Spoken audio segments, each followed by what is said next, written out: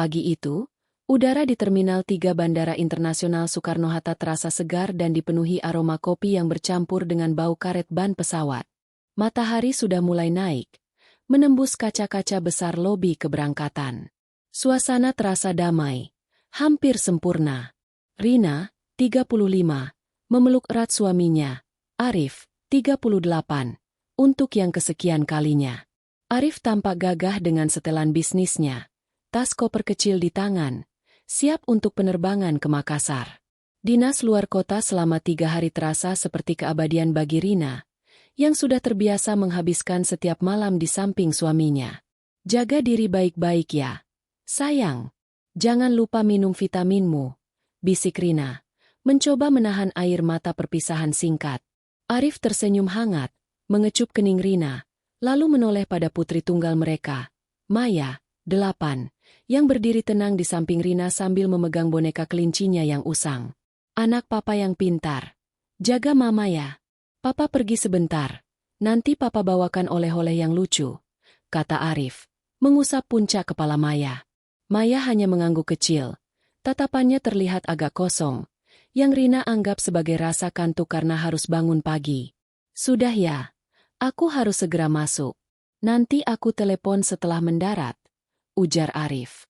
Dia melambaikan tangan sekali lagi, memberikan senyum terakhir yang kini terasa begitu palsu dan dingin dalam ingatan Rina, lalu berbalik, dan menghilang di balik kerumunan penumpang menuju gerbang keberangkatan. Rina berdiri terpaku sebentar, membiarkan kehangatan pelukan Arif meresap, sebelum akhirnya menarik napas panjang dan menggandeng tangan Maya. Ayo, nak, kita pulang. Mama akan buatkan pankek kesukaanmu. Mereka berjalan menyusuri lorong bandara yang panjang dan ramai. Rina sudah merencanakan 3 hari ini, membersihkan lemari pakaian Arif, menonton film kesukaan tanpa harus berdebat dengan suaminya, dan tentu saja, menghabiskan waktu berkualitas dengan Maya. Namun, begitu mereka mencapai pintu keluar, tepat di sebelah tumpukan troli bagasi kosong, langkah Maya terhenti. Rina menoleh. Wajah Maya pucat pasi, matanya membesar dengan ketakutan yang belum pernah Rina lihat sebelumnya. Boneka kelinci di tangannya jatuh ke lantai, terabaikan. Ada apa, sayang? Tanya Rina khawatir, berlutut untuk mensejajarkan diri dengan putrinya. Maya menarik lengan baju Rina kuat-kuat, menariknya mendekat, dan berbisik. Bisikannya begitu pelan dan bergetar, nyaris hilang ditelan hiruk-pikuk bandara. "Mah, jangan pulang ke rumah." Jantung Rina serasa berhenti berdetak. Ia menatap mata Maya, mencari tanda-tanda kebohongan atau candaan. Tidak ada. Hanya ada teror murni. "Kenapa, nak? Rumah kita kenapa?" desak Rina. Suaranya tercekat. Maya semakin merapat. "Tadi pagi, sebelum kita berangkat, aku dengar papa telepon seseorang. Aku bangun karena ingin minum. Lalu aku dengar papa bicara di ruang kerja. Dia bilang, pastikan semuanya siap. Aku sudah di pesawat. Setelah ini, Rina dan Maya tidak akan pernah kembali ke rumah itu. Ini adalah akhir yang mengerikan untuk mereka." Maya tidak menangis, tapi tubuhnya gemetar hebat. Detail yang ia sampaikan, peneleponan rahasia, janji tentang akhir yang mengerikan, menusuk akal sehat Rina. Itu bukan percakapan bisnis biasa. Pikiran Rina berputar liar. Apakah ini penculikan? Atau perampokan berencana? Tapi, kenapa Arif harus terlibat? Kenapa dia harus pergi dinas jika dia merencanakan sesuatu di rumah mereka? "Maya, kamu yakin tidak salah dengar, sayang? Mungkin papa hanya bicara soal pekerjaan yang buruk." Rina mencoba merasionalisasi, tapi suaranya sendiri terdengar lemah dan tidak meyakinkan. "Aku yakin, Mah. Papa bilang, akhir yang mengerikan untuk kita." Wajah papa juga aneh saat telepon, seperti sedang marah besar. Naluri keibuannya, naluri untuk melindungi anaknya dari bahaya, mengambil alih. Tidak ada waktu untuk analisis atau keraguan. Bahkan jika kemungkinannya kecil, dia tidak akan mengambil risiko. "Baiklah, sayang. Kita tidak akan pulang ke rumah," putus Rina, mengambil tasnya. Ia menggenggam tangan Maya seerat mungkin. Kita akan pergi ke tempat yang aman dulu. Kamu harus janji pada Mama. Kamu tidak boleh bicara pada siapapun tentang ini, oke? Mereka berjalan cepat menuju area parkir. Di dalam mobil, Rina menyalakan mesin dan berkendara menjauh dari bandara. Menjauh dari rumah yang sudah mereka tinggali selama 5 tahun. Menjauh dari kehidupan normal mereka. Tujuan mereka tidak jelas. Hanya satu yang pasti, mereka harus bersembunyi. Dalam kepanikan, Rina menatap spion. Ia tidak melihat ada yang mengikuti. Namun, rasa cemasnya tidak berkurang. Dia baru saja meninggalkan suaminya, orang yang paling dia percaya, dan sekarang suaminya, entah bagaimana, berubah menjadi ancaman paling menakutkan bagi mereka. Bisikan putrinya telah merobek ilusi kebahagiaan sempurna mereka.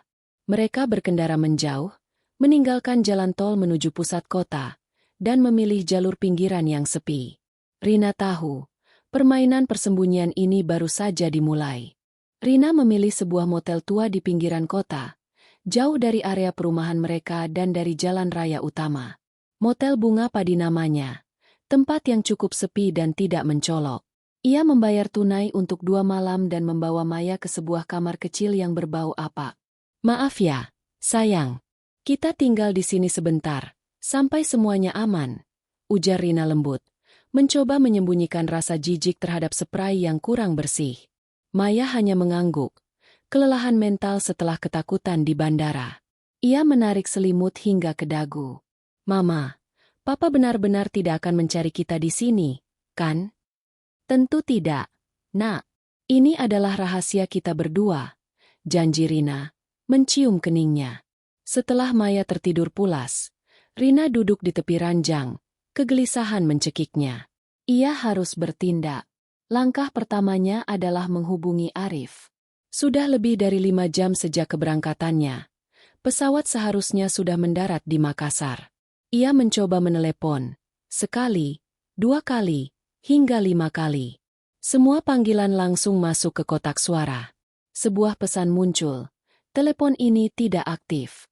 Rasionalisasi yang ia coba bangun di bandara perlahan runtuh. Pikirannya melayang. Mungkin sinyal di Makassar buruk? Atau mungkin baterai ponselnya habis? Tetapi Arif adalah seorang eksekutif yang selalu memastikan komunikasinya lancar. Mustahil dia membiarkan ponselnya mati selama ini. Keraguan mulai menyerang Rina. Apakah dia bereaksi berlebihan hanya karena bisikan seorang anak berusia 8 tahun? Namun, ia teringat wajah pucat Maya dan suara yang gemetar saat menyampaikan kata-kata mengerikan itu. Maya tidak pernah berbohong. Aku harus tahu apa yang dia sembunyikan, gumam Rina. Ia mengeluarkan ponselnya dan mulai mencari petunjuk digital. Mereka berbagi rekening bank, dan Rina tahu kata sandi email pribadi Arif yang jarang dipakai untuk pekerjaan. Hal pertama yang diperiksa adalah rekening bank gabungan mereka. Rina terkejut. Sejumlah besar uang, 500 juta rupiah, telah ditransfer 3 hari yang lalu. Penerima dana itu bukan pemasok kantor Arif, melainkan sebuah entitas yang sangat asing, PT Pelabuhan Senja. Pelabuhan Senja? Apa ini? Rina mengernyit. Perusahaan Arif tidak bergerak di bidang logistik atau pelabuhan. Ini adalah transfer yang sepenuhnya di luar kebiasaan finansial mereka. Tangan Rina gemetar saat ia beralih ke akun email pribadi Arif. Ia membuka draft folder. Di sana, ia menemukan sebuah catatan yang disimpan dalam bentuk memo digital dan tidak pernah dikirim. Catatan itu pendek, hanya terdiri dari beberapa baris tanpa konteks, ditulis sekitar pukul 4 pagi, beberapa jam sebelum mereka berangkat ke bandara. Kunci lama, deposit kedua. Semua di terminal kargo dini hari. Jam 3. Pastikan peti 7A tidak terdeteksi. Rina membacanya berulang kali. Kunci lama, deposit kedua, terminal kargo. Ini terdengar seperti bahasa sandi, atau, yang lebih buruk, bahasa kriminalitas. Perjalanan dinas ke Makassar hanyalah alibi. Arif tidak di Makassar. Dia merencanakan sesuatu yang terkait dengan terminal kargo dan peti 7A, dan itu akan terjadi dini hari. Kemungkinan besar malam ini atau besok pagi. Darah Rina berdesir dingin. Rasa cinta dan kepercayaan yang ia miliki terhadap Arif terkikis habis, digantikan oleh kepedihan pengkhianatan dan ketakutan yang mendalam. Suaminya adalah seorang penjahat, dan sesuatu yang mengerikan, yang dia rencanakan bukan hanya untuk menghancurkan mereka secara emosional, tetapi mungkin juga secara fisik atau hukum. Menggenggam ponsel dengan erat, Rina menyadari satu hal, dia tidak bisa menunggu. Jika sesuatu akan terjadi di terminal kargo pada pukul 3 pagi, dia harus ada di sana lebih dulu untuk mencari tahu apa tepatnya yang Arif rencanakan untuk mereka. Ini bukan lagi soal suami atau istri. Ini adalah misi bertahan hidup. Ia melirik Maya yang tidur pulas. Rina tahu, ia harus segera meninggalkan motel itu dan mengikuti jejak rahasia suaminya, menuju tempat di mana misteri ini akan terpecahkan. Rina tidak bisa menunggu hingga pukul 3 pagi. Rasa dingin ketakutan yang menjalar di punggungnya mendorongnya untuk bertindak. Ia mencari di internet, terminal kargo dini hari, dan menemukan bahwa lokasi yang paling mungkin adalah kompleks pergudangan besar dekat pelabuhan, sekitar 2 jam perjalanan dari motel. Mengetahui Maya tidak mungkin ditinggalkan, Rina membangunkannya dengan hati-hati. Sayang, kita harus pindah lagi. Ada yang harus Mama cek di luar, dan kamu harus ikut Mama. Tapi ini adalah petualangan rahasia, ya? Maya, meskipun masih mengantuk, mengangguk. Dia seolah mengerti betapa seriusnya situasi ini. Mereka meninggalkan motel tanpa menarik perhatian siapapun, di bawah selimut malam yang mulai turun. Perjalanan itu terasa seperti melintasi batas antara kehidupan nyata dan mimpi buruk. Di benak Rina, ia terus berdialog dengan bayangan suaminya. Arif yang ia kenal adalah suami penyayang, ayah yang lembut, dan seorang profesional sukses. Bagaimana pria itu bisa bertransaksi dengan PT Pelabuhan Senja, dan merencanakan sesuatu yang terkait dengan peti kargo? Apakah aku yang tidak pernah benar-benar mengenalnya? Atau apakah ini adalah hasil dari tekanan besar yang dia sembunyikan? Pertanyaan-pertanyaan terlarang ini berputar-putar dalam benaknya, menggerogoti sisa-sisa kepercayaan yang ia miliki. Mereka tiba di area pergudangan yang luas dan gelap, penuh dengan kontainer berwarna-warni yang menjulang tinggi seperti labirin raksasa. Rina memarkir mobil agak jauh, di balik tumpukan kotak kayu yang besar, dan menyelimuti Maya yang tertidur pulas di kursi belakang. Berbekal ponsel sebagai senter dan keberanian yang dipaksakan, Rina mulai menyusup. Udara dingin dan lembab. Suara alat berat yang bekerja di kejauhan membuat suasana semakin mencekam. Ia harus menemukan peti 7A. Setelah berjalan selama hampir setengah jam, menyusuri deretan kontainer yang tak terhitung jumlahnya, ia akhirnya menemukan sektor kargo dini hari. Dan di sana, di antara puluhan peti kemas, ia melihatnya. Sebuah peti berwarna biru tua dengan cat yang sedikit terkelupas, bertuliskan jelas, 7A. Jantung Rina berdebar kencang, memukul-mukul rusuknya seolah ingin melarikan diri. Peti itu tertutup rapat. Beruntung, ia melihat pintu kecil di sisi peti yang tampaknya hanya ditutup dengan engsel dan sebuah gembok kecil, bukan disegel. Gembok itu usang, seolah sudah dibuka dan ditutup berkali-kali. Rina teringat memo digital suaminya. Kunci lama, deposit kedua. Ia segera membuka tasnya. Di sana, ia menyimpan kunci-kunci cadangan rumah dan kantor. Ia mencoba kunci-kunci itu pada gembok. Kunci ketiga, kunci laci bawah meja kerja Arif yang selalu terkunci. Berhasil. Gembok itu terbuka dengan bunyi klik pelan yang memekakan telinga di kesunyian malam itu. Rina mendorong pintu peti itu, memperlihatkan kegelapan yang pekat. Ia menyalakan senter ponsel dan mengarahkannya ke dalam. Saat itulah shock itu datang. Di dalam peti 7A, tidak ada narkoba, senjata, atau barang-barang ilegal. Tidak ada bom, atau jebakan. Sebaliknya, ia melihat 2 pasang paspor baru dengan foto Rina dan Maya, tetapi dengan nama dan kewarganegaraan yang berbeda. 2 tiket pesawat ke sebuah pulau terpencil di Amerika Selatan, tertanggal 3 hari dari sekarang, atas nama yang sama dengan paspor palsu. Kotak deposit bank besar yang penuh dengan perhiasan Rina yang hilang dan sejumlah besar uang tunai dalam mata uang asing. Sebuah file tebal berisi dokumen asuransi jiwa Arif, polis ganda yang nilainya fantastis, dan semua dokumen rumah yang sudah dialihkan atas nama entitas hukum lain. Yang paling mengguncang, sebuah foto keluarga. Mereka bertiga, di belakangnya tertulis dengan tulisan tangan Arif. "Maafkan aku, Rina.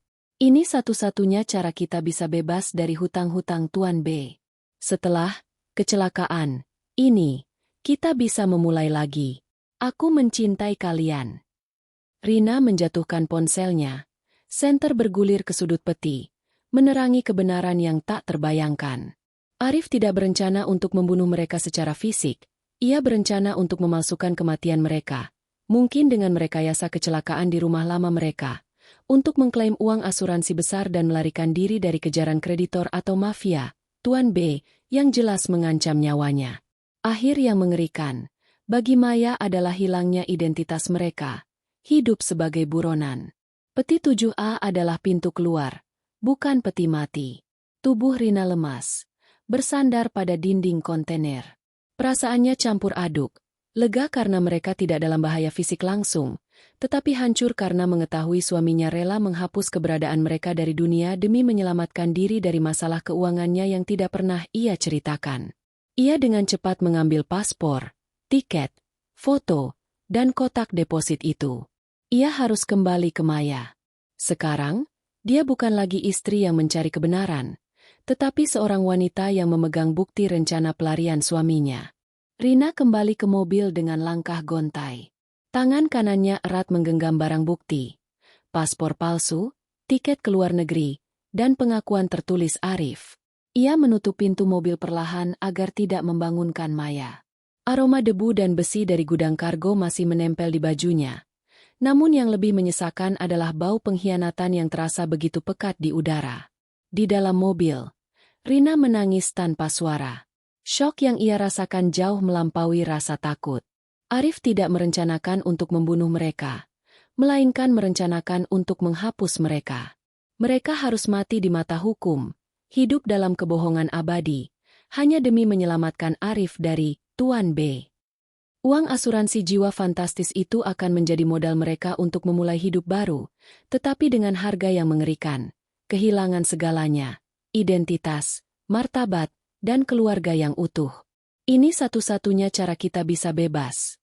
Kalimat di belakang foto itu berputar-putar. Apakah Arif benar-benar berpikir ini adalah bentuk cinta? Melibatkan istri dan anak perempuannya dalam tindak kriminal pemalsuan dan penipuan besar-besaran? Rina menyadari bahwa, akhir yang mengerikan, yang didengar Maya adalah tentang rencana pelarian dan pemalsuan kematian itu sendiri, bukan kematian fisik. Itu adalah kehancuran moral yang direncanakan oleh suaminya. Tepat saat Rina mencoba menyalakan mobil, ponselnya bergetar hebat. Sebuah nomor asing, dengan kode area luar negeri, muncul di layar. Jantungnya berdegup kencang. Itu pasti Arif. Rina menarik napas, menyeka air mata, dan mengangkat telepon. Ia harus berakting. "Halo?" Suaranya berusaha terdengar santai, meskipun tenggorokannya tercekat. "Rina, kenapa kamu belum sampai di rumah?" "Aku sudah mencoba menghubungimu sejak tadi." Suara Arif terdengar serak. Ada campuran kemarahan dan ketegangan yang jelas. "Maaf, sayang. Sinyal di jalan sangat buruk. Maya kelelahan. Jadi kami mampir ke rumah makan sebentar untuk memberinya makan. Kami dalam perjalanan pulang sekarang." "Kenapa? Ada apa?" Rina berbohong dengan lancar, berkat adrenalin yang memompa di tubuhnya. "Tidak ada apa-apa. Cepatlah pulang. Pastikan tidak ada yang aneh. Dan segera telepon agen asuransiku. Minta dia datang besok pagi untuk merevisi dokumen. Ada yang salah dengan alamat pengiriman." Arif berhenti. Ia menyadari ia hampir membocorkan rencana.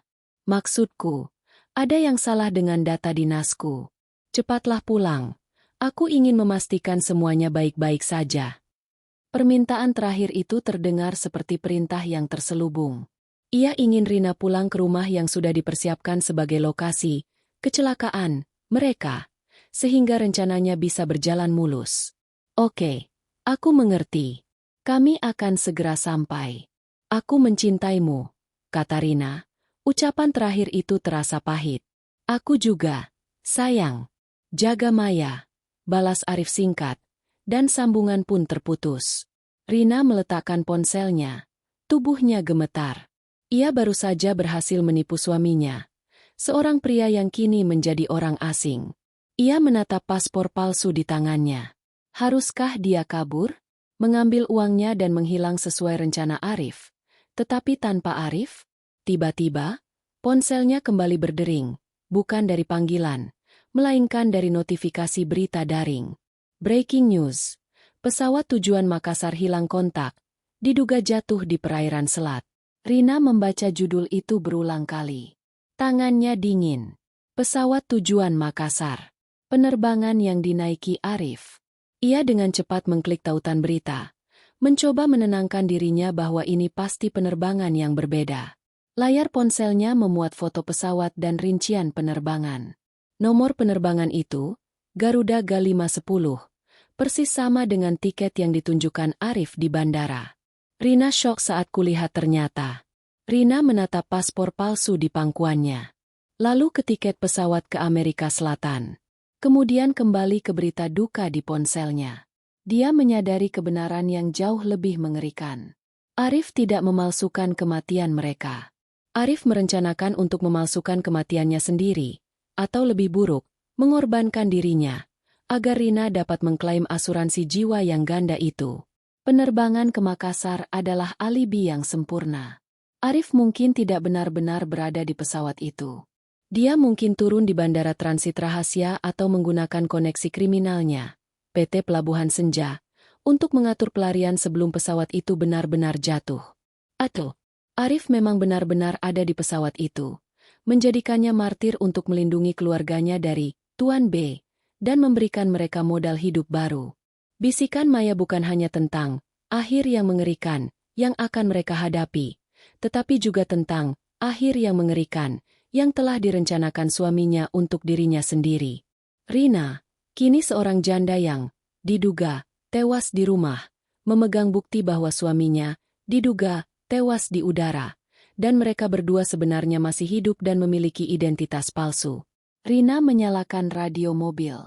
Suara penyiar yang serius mengonfirmasi berita kecelakaan itu. Ia mematikan radio. Ia sendirian, dengan putri di belakang, memegang kunci ke kehidupan baru yang dibangun di atas kebohongan, kehancuran, dan kematian yang diyakini semua orang. 3 hari berlalu dalam kabut ketidakpastian. Rina dan Maya kini bersembunyi di sebuah kontrakan kecil yang ia sewa sementara menggunakan uang tunai yang ia bawa. Berita tentang jatuhnya pesawat yang ditumpangi Arif mendominasi setiap saluran televisi. Wajah Arif terpampang di mana-mana sebagai salah satu korban yang hilang. Rina menonton liputan itu dengan perasaan mati rasa. Ia seorang janda yang menyembunyikan putrinya, memegang paspor palsu, dan mendapati dirinya tiba-tiba menjadi sangat kaya di atas kebohongan besar suaminya.